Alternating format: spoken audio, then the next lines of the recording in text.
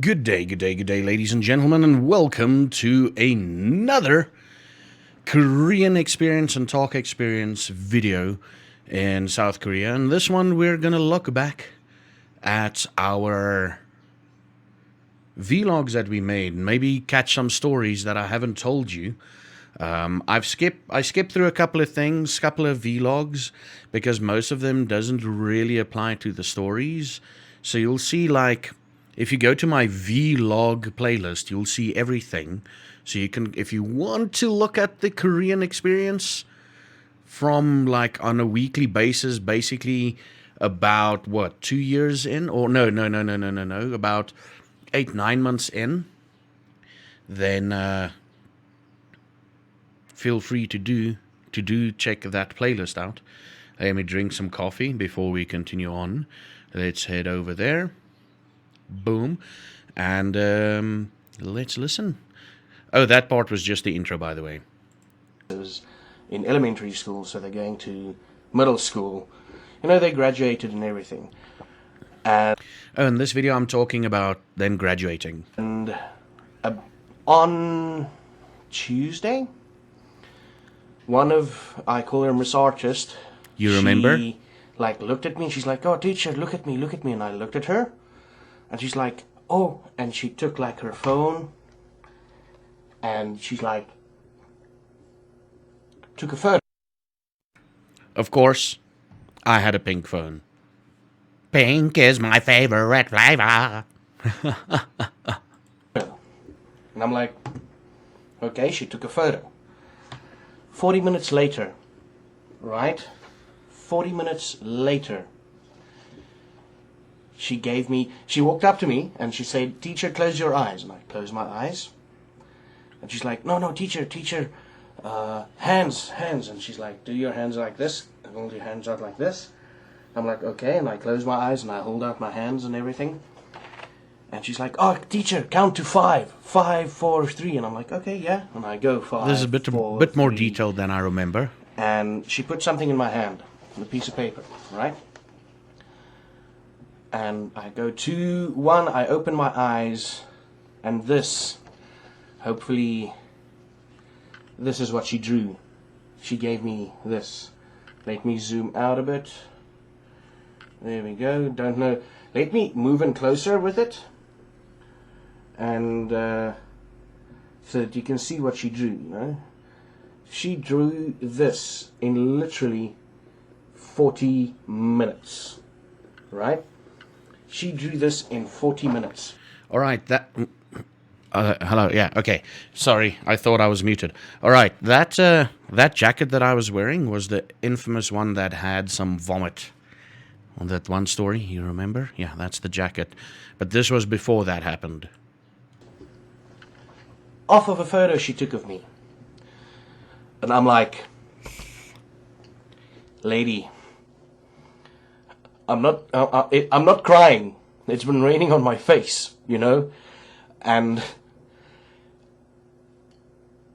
it's these kind of things that the children do that takes me back a couple of steps. Like, I'm agog. I'm amazed at these kids.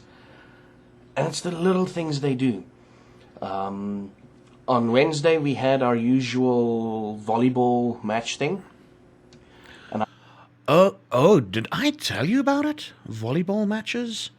Okay, so what happens is basically, after a while, the teachers, like, they did like a teacher day on Wednesdays where all the teachers came together, or whatever teacher came together, and they played volleyball against each other. And that usually ended off with us having chicken or some drinks at the end, you know, just to have a sort of cohesive thing. And it was like, I'm like, okay, cool. And the way I found out about it was that I was finishing up with school, with classes, and I saw teachers walking into their assembly hall type thing. And I'm like, okay, cool, hi. And I talked to the one guy, I think it was the vice principal at that stage. And he's like, "Oh, volleyball." And he's like, "Volleyball, asa." And he points at me, and I'm like, okay. And I walk in. And it turns out that that was just a little bit of a frog in my throat. It turns out that they didn't want to bother the foreigner with volleyball matches every Wednesday. They didn't want to bother their teacher because, according to them, their teacher was too busy to play volleyball with them. And I'm sitting there going, wow, how bad were your previous English teachers that didn't want to play volleyball with you? So I remember the first day we played volleyball, I literally I was in a semi-suit. I barely wore jeans. Well, I eventually started wearing jeans to school. But the first time that I joined them, I think it was on that day, that specific day when I found out, I literally had my long pants on. I think it was jeans. I had jeans on and my school. I'm like, you know what? I'm going to play volleyball with these clothes. Screw that. I'm going to play. And ever since then, every Wednesday, it was literally, I'd had clothing that I could that I could dress into to go play volleyball. I believe the next, after that first match, when I got back into Gochang, my small town, I went out, and I still have the pants. They don't fit me anymore, but I still have the pants. I wear them when I'm running out of short pants in the summer. That's when I wear them. I went out and bought those pants, and I'm like, cool. And this shirt was part of the dress code. Eventually, they made this shirt. Let me just stand up so that you can see. They made this shirt for stuff like outings and playing volleyball in. So this was essentially my volleyball T-shirt that I played in volleyball in. But eventually, we had a lot of fun. And I'm still amazed that there was nothing to do with teachers. I wonder if I'm going to tell that story here now. That the previous previous English foreigners didn't want to partake in any activity of the school. Come to think of it, now that I think back on it, they rarely, the moment I told them I want to be a part of their activities and stuff, I got invited to more of their things. They would oh, we have this tomorrow, you don't need to come. And the first one or two, I was like, okay, but I want to come. They're like, no, don't come. And the moment I started playing volleyball, I got invited to more stuff regarding the school, i.e. graduation, i.e. because they're like, oh, graduation, you don't need to come. I'm like, I'm going to be there. I'm going to represent the TaLK program. I'm going to represent South Africa properly. I'm going to be a good teacher. I'm going to be a part of the kids' lives and the school, right? And I believe that formed a bond with regards to me doing the school thing, with regards to me being at school activities. They were like, oh, they came up to me the one day and I remember they had a school day or a sports day at school, and they were so afraid to ask me to come. And I'm like, listen, I'll be there. They were celebrating Spring Day, and they were like, oh, you don't need to come spring tomorrow. And I'm like, no, I'll be there. Because it's basically no classes are given. It's just the kids enjoying the fact that spring has arrived and the fact that, all of those things. And I'm like, and almost every time they've asked me this, I'm like, how crappy were, i.e. the previous person who taught English at the school, the previous foreigner, the previous expat? Or how many bad expats did they have that didn't want anything to do with the school outside of just giving classes? How bad was it for them? So I believe I was the guy that showed them, listen, it's I hope I set the norm there, I hope I set the norm there. And I believe we're basically just going to do this one VOD vlog today. But this is sort of a rant. I was the one person that told them, listen, it's kind of expected to be at school events, be at stuff that the school does, and not, if they do something that's if they have a sports event that's 200 or 300, well, not 200 or 300, but let's say way outside of the county or way outside of the town that I live in, I didn't go. But most, if not all of their sporting events and everything was in my hometown, Gochang, because Shimwan was a very small town on the outskirts, on a bit away from Gochang. And I will eventually go into a Google Map thing. I think after these VODs, I'll go into the Google Map thing and show you the school and everything and how it looks. But yeah, so this was me. I think at this point I was already like ingratiated into the school, or ingratiated, or mixed, or like I was basically a part of the school. Like the kids expected me to be at events, basically, and the teachers as well, and I had no problem with it at all. So that's a tangent off of the volleyball thing. I've fallen ill. Oh, I've fallen ill at this point as well. Like a sort of a sinus attack or something. The one ear is blocked again. I went to the doctor on Saturday, and sitting there I met Mr. Philippines and his younger brother and their father. Mr. Philippines. I'm like, oh, Mr. Philippines, whoa, how are you? And he's like, teacher, no, sick.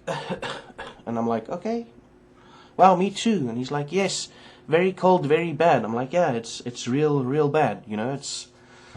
It's crappy that we're ill.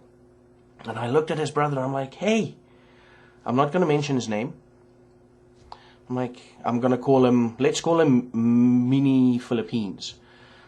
I'm like, hey, Mini Philippines, how are you? And he's busy reading like a Korean comic book, like reading. And he's a very shy kid in class and everything. I think mainly because of his older brother. The moment his older brother leaves, the kid will actually become his own unique person. I think he'll develop his own unique personality. I'm like, oh, hi, how are you? Are you also sick? And his father sitting next to him claps him over the head, hits him over the head. And I remember this. Hi, I'm well, fine, thank you, and you? And I looked at the father, I'm like, I remember this. No, it's okay. And I point at the kid, I'm like, very shy. He is very shy. And that's a funny thing. Like, the parents want their children to show off through their children. Like, they live vicariously through their kids. I remember I'm like, hey, that. Chill. The kid is very shy. I mean, I don't mind if he just looks at me when I'm speaking to him in English, it's okay. And the kid did look at me, so I'm like, wow, he actually acknowledged that I'm speaking to him. But that's the weird thing here in Korea, that parents really try and show off with their kids. And that kind of gets to me sometimes, because here's this little kid, he's ill and everything, feeling under the weather and whatnot. And his father's like, hits him on the head, like, hey, greet the teacher. Okay, so this is a cultural Korean thing. Usually, and I think this has been perpetrated like way back when. I believe there was one prime minister that literally put forward an educational program in Korea, and he would never have seen the results or the fruits of that program, because he would have died. He would never see it come to fruition. It was like a 20-year plan, and it was like, listen. It was something like that. It's one of the prime ministers that actually, made things happen. And the Korean cultural mentality is, you work hard as a kid, you become a family man or a family woman. No, you become a family man or a woman, and you get a family and everything. And then what you do is you instill, and I believe this was like early 90s when this happened, or mid 90s when this happened. But what that means is, like, they have a very high view on educated Koreans, right? Now, as long as you're educated, everything is good in Korea. And if you perform as educated or whatever, while being educated, that's a good thing. So basically, what happens is now with that generation of parents, if they see a foreigner, and this foreigner speaks to the kid and the kid doesn't know how to answer, that kid is probably going to have a bad time later on. Or they're going to be shat on by their parents right there in front of the foreigner. So that's why I always try to be happy and be like diffuse situations and everything. But it's literally a thing of like, because they like, oh, this is a foreigner teacher, he's their teacher, they need to respond to him in whatever English they can. Even if it's swear words, they need to respond to him. And My approach, especially with the younger kids, in this case with the younger kids, is like if I can grab their attention for like 10 minutes in a class, that's already a class well done, you know. But that was the thing with parents in South Korea, with their kids especially. It's like, hey, our kids need to be performers and educated performers at all times, especially with the English language. So that was a thing, you know. And I think that's slowly but surely breaking away, because if I look at Korean movies back then and Korean movies right now, there's a lot more English words in the Koreans movies now than back then. So, you know, they're accepting it, but I believe there's also a sense of national pride coming into Koreans, coming back into Korea right now, is they'll learn English, but they'll still be real damn proud of Korea, you know, of their Korean heritage. Which, when I was there, it was more like assimilate the English language, become an English person, and you're successful. And right now, what I've seen, I mean, look at all the movies being released, you know, all the Korean movies and everything being released now. It's more of a sense of pride. But back then, it was like, you are English. It's like, no, I'm Korean. You are English, or stuff like that. That's a bit of a rant. Let's continue on. Come on, the poor kid is ill. Leave him alone, you know. Leave the poor kid alone. So that's basically what happened last week. Got this amazing drawing. Oh, Miss Let me Artist. show it again. Thank you, I'm Miss so Artist. freaking proud of this. Got this amazing drawing, and I've fallen ill. Minecraft. And Okay, Minecraft now we're news going to and skip Zappy. through. Wolfenstein the New Oh. D with my friends in South Africa through the Roll20.net in one go, like 4 hours worth of. That's kind of getting to me because I had some plans, but I'm ill. I want to get better first. Okay, so basically, that's the end of that video, and me ranting. Holy crap. I'm not going to go into a second one. We've already gone for quite a bit. But yeah, that was my Korean experience with the dentist and meeting. I believe at that stage I was like, oh crap, they're brothers. I think I also figured out that they're brothers at the doctor's office. But yeah, man, it is like I said, back then it was, when I was teaching, it was seen as a very like sort of status symbol if your kid could speak English. Now it's more, I believe now in Korea, it's more of a, hey, my kid is awesome at other stuff and they can speak English. You know, it's like sort of a side note. That's the feeling I get generally. Yeah, that was it. Like, I believe there's going to be about another, after I left there, like, I'm probably thinking like that entire, until at that stage, let's say my grade 2s, maybe grade 1s, until they become parents, they're going to have the same stringent stuff, but I believe, or not the stringent, but it's going to get less and less and less, and I think my grade 1s would be the last group of parents, or the last generation of parents, that will be as strict with learning and everything. So yeah, that's slowly but surely getting better. I love the fact that my kids refuse to have English nicknames or English names that was given to them. I mean, the previous person before me said, oh, this guy's called Hugh. And he said in brackets, He Woo was his name. And I'm like, no, what? No, I'm going to call him He Woo, you know? And he was Mr. Scientist, I think. Yeah. And so their Korean, their sense of pride of being Korean was very strong when I was there. I don't know how it is now, but when I was there, the school that I taught, they were very proud of being Korean. And I didn't mind them struggling with English and all of that, as long as they just got something out of a class, either me having their attention or whatever. And yeah. So that's me rambling for a while. This was quite a cool vlog. This is one of the better vlogs that I made. And yeah, thank you everybody for watching. And I'll see you in the next one. Yeah, I'll see you in the next one. How to turn a 7-minute vlog into a 20-minute video response react video. That's only here on Zaffageek, right? But I will see you in the next video. And please remember, as always, tell someone you love them today. Hug someone today. Stay safe, stay awesome, and until next time, have a good one.